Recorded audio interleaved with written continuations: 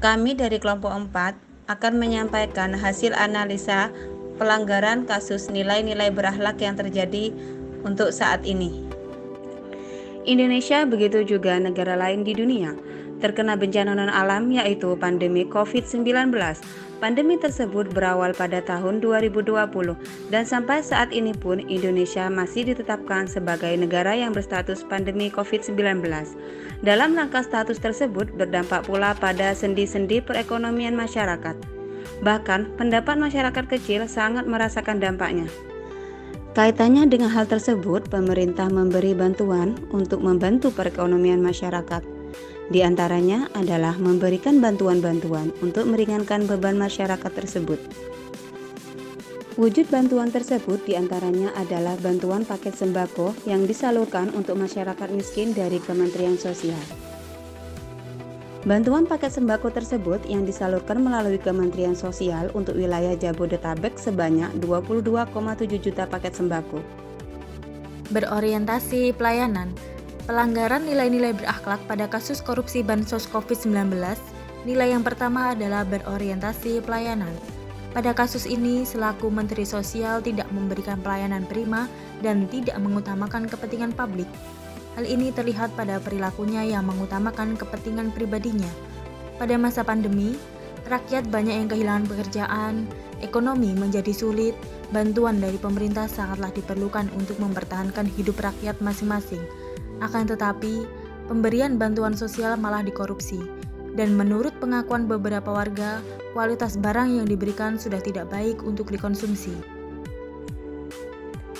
Pelanggaran yang kedua adalah akuntabel. Pada kasus ini terlihat jelas bahwa Menteri Sosial Juliari tidak melaksanakan tugasnya dengan jujur, bertanggung jawab, dan tidak berintegritas tinggi serta melakukan penyalahgunaan jabatannya. Selain itu, Menteri Sosial tidak menggunakan kekayaan negara dengan bertanggung jawab, efisien, dan efektif.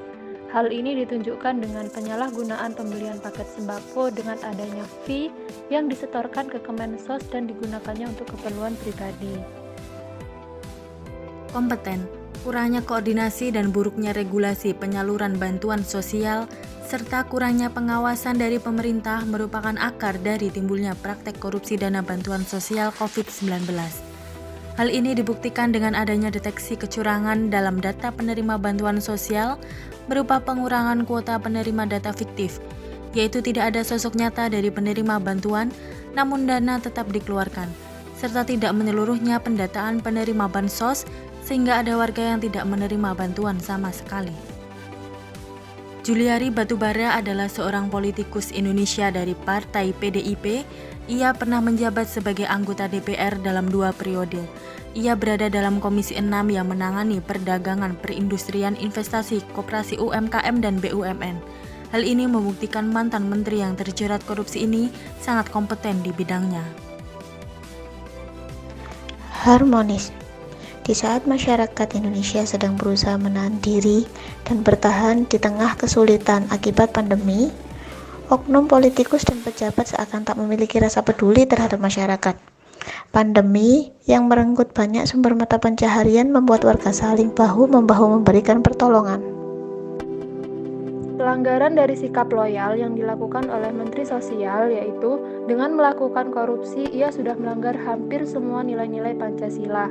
Sila pertama, perbuatan korupsi melanggar penerapan nilai ketuhanan untuk berbuat baik kepada sesama manusia. Sila kedua, tindakan korupsi melanggar hak orang lain.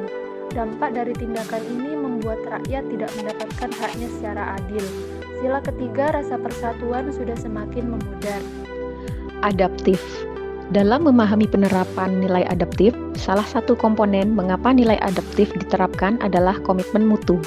Komitmen mutu memastikan pelayanan publik terselenggara secara baik mungkin dengan cara apapun, sekalipun harus melakukan perubahan penyesuaian ataupun adaptasi.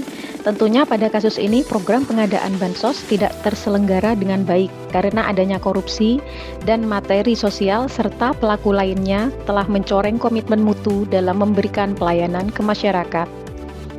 Kolaboratif.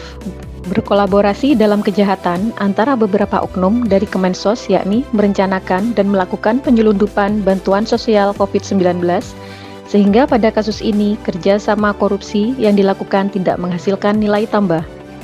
Sekian pembahasan kasus pelanggaran nilai-nilai berakhlak dari kelompok 4B. Wassalamualaikum warahmatullahi wabarakatuh.